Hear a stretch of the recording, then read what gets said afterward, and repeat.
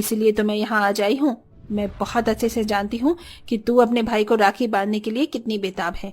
इसीलिए मैं तुझे आज रोक रही हूँ, ताकि तू इस रिश्ते के लिए मान जाए।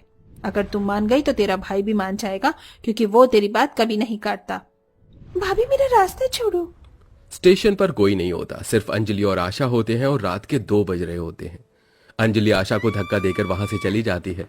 आशा को अंजलि की ये हरकत बर्दाश्त नहीं होती और वो गुस्से में अंजलि के पीछे जाती है, जहां अंजलि स्टेशन पर राखी लेकर अपने भाई का इंतजार कर रही होती है।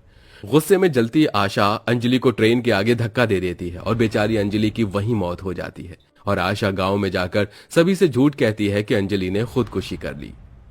कुछ याद आया भाभी? आपकी वजह से उस दिन मैं अपने भाई को राखी नहीं बांध पाई। आखिर ऐसी क्या दुश्मनी थी जो तुमने मुझे ट्रेन के सामने धक्का दे दिया? आशा, अंजलि की जान उस दिन तुमने ली थी? इसका मतलब उस दिन तुमने गांव वालों को जो बताया वो सब झूठ था? हाँ, मैंने अंजलि की जान ली, पर मेरा इरादा उसे मारने का नहीं था। पर जब उसने मेरी बहन के लिए अपने भाई का रिश्ता ठुकराया तो पता नहीं मुझे क्या हो गया। गुस्से में आकर मैंने वो करा जो मुझे नहीं करना चाहिए था। मुझे माफ कर दो अंजलि। तुमने सोच भी कैसे लिया कि मैं तुम्हें माफ कर दूंगी? मैं तुम्हारी जान उसी तरह लूंगी जैसे तुमने मेरे ली थी। बस एक बार मैं अपने भाई को राखी बांध दूं। अंजलि, आज रक्षाबंधन है। पिछले कई सालों से मैंने भी अपने भाई को राखी नहीं बांधी है। बहुत दिनों के बाद मैं अपने भाई को राखी बांधने के लिए जा रही हूँ। मुझे मेरे भाई को राखी बांधने दो।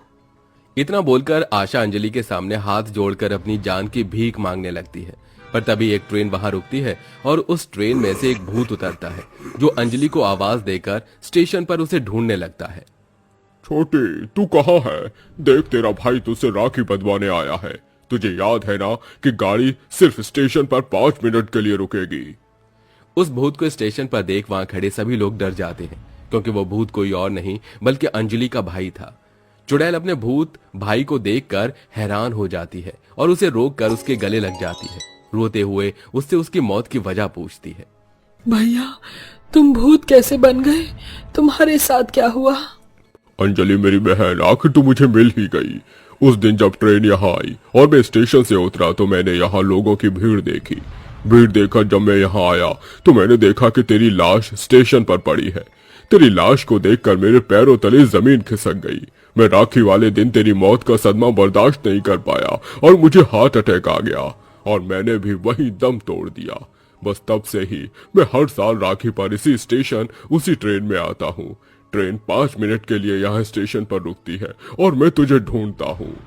भैया, मैं भी हर रक्षाबंधन पर यहाँ आकर तुम्हारा इंतजार करती थी, पर मुझे क्या पता था कि मुझे मेरा भाई भूत के रूप में मिलेगा।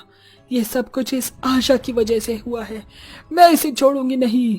इतना बोलकर अंजलि हवा में उड़ने लगती है और तेज आंधी तूफान चलती है और तेज हवा में आशा खुद को संभाल नहीं पाती और धीरे धीरे स्टेशन के किनारे पर आ जाती है।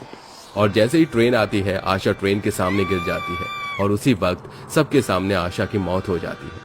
आशा की मौत पर उसका पति और बच्चे रोने लगते हैं, तो वहीं अंजलि, जो कि चुड़ैल बन चुकी थी, वो अपने भूत भाई को राखी बांधती है और इस तरह रक्षाबंधन मनाने के बाद चुड़ैल और भूत की आत्मा को मुक्ति मिल जाती है।